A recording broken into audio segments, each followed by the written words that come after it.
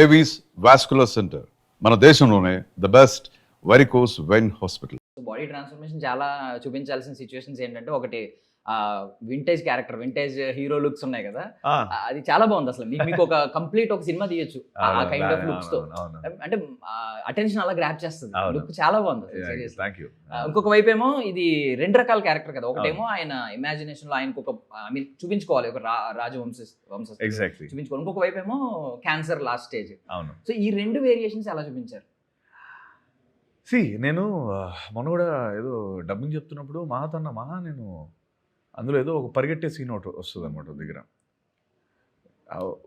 అది చాలా డిఫరెంట్గా ఉంటుంది. నువ్వు చూస్తా నేను అది నేను చేయలేదు తెలుసా నీకు, నాకు ఇప్పుడు అర్థం అవుతుంది అది నేను చేయలేదు అసలు. అంటే అదే నువ్వు చేయకుండా నువ్వేగా చేసావంటే నేను అది చేయలేదు, నేనైతే అలా పరిగెట్టలేను. ఐ థింక్ ఆ చేస్తున్నంతసేపు తెలియకుండానే నేను అందులో మేబీ రామప్ప గారు చేయించుకున్నాడేమో కానీ నేనైతే చేయలేను. అది అసలు ఆ పరుగే కాదు అది.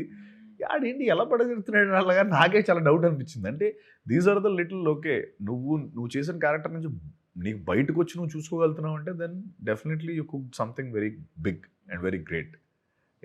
సో చాలాసార్లు ఇది నేను చేసేస్తాలే అని మనకు అనిపిస్తుంది.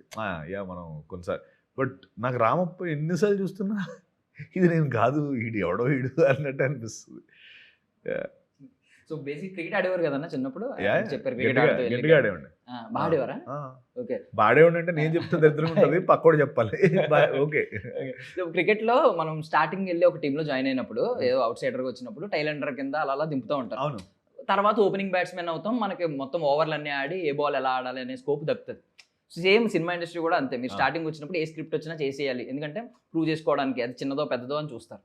బట్ ఇప్పుడు మీరు ఏ స్టేజ్లో ఉన్నారంటే ఓపెనింగ్ బ్యాట్స్మెన్, మీకు అంటే ఓవర్స్ అన్నీ మిగిలి ఉన్నాయి, మీరు ఏ బాల్ చూస్ చేసుకోవాలి, ఏ బాల్ ఎలా ఆడాలి, ఏది సిక్స్ కొట్టాలి, ఏది వదిలేయాలి, ఇంత స్కోప్ మీకు ఉన్నప్పుడు ఒక స్క్రిప్ట్ సేమ్ ఒక బాల్ కింద లెక్కేసుకుంటే ఏ బాల్ ఎలా వదిలేయాలి, ఏ బాల్ ఎలా ఆడాలి అనేది మీ డెసిషన్. కాబట్టి స్క్రిప్ట్ దగ్గరికి వచ్చినప్పుడు ఎలా డిసైడ్ అవుతారు? ఇప్పుడు అంటే సింపుల్, నువ్వు చెప్పిన లాజిక్లోనే ఇప్పుడు ఆడు బౌన్సర్ వేసాడు, మన తల తగులుతుంది అనుకుంటే ఒంగుంటాం, బాల్ వెళ్ళిపోతుంది, వదిలేయాలి. సో అంటే అదే స్క్రిప్ట్లో చూసుకుంటే ఎండ్ ఆఫ్ ద డే ఏమనిపిస్తుంది అంటే ఆ స్క్రిప్ట్ విన్నప్పుడే నాకు చాలా కాన్ఫిడెంట్గా నేను చెప్పే ఒక మాట ఏంటంటే, నేను ఈ రోజు వరకు చేసిన సినిమాలు థియేటర్కల్గా ఆడకపోవచ్చు కానీ కథగా ఏ రోజు ఫెయిల్ అవ్వని కథలు అవన్నీ చాలా అద్భుతమైన కథలు. ఎగ్జిక్యూషన్లో ఫెయిల్ అవ్వచ్చు, మార్కెటింగ్లో ఫెయిల్ అవ్వచ్చు, కొన్నిసార్లు అనుకున్న ట్రాన్స్లేట్ అవ్వకపోవచ్చు. బట్ నువ్వు కథగా అది చూసి ఓకే ఒకసారి దీని కథ చెప్పు, ఈ సినిమా చూసి కథ చెప్తే టెరిఫిక్ స్టోరీస్. ఆ విషయంలో నేను చాలా గర్వపడతాను నా గురించి. నేను ఆడడం మన చేతిలో ఉండదు, అది ఎప్పుడు మన కంట్రోల్లో ఉండదు కాబట్టి.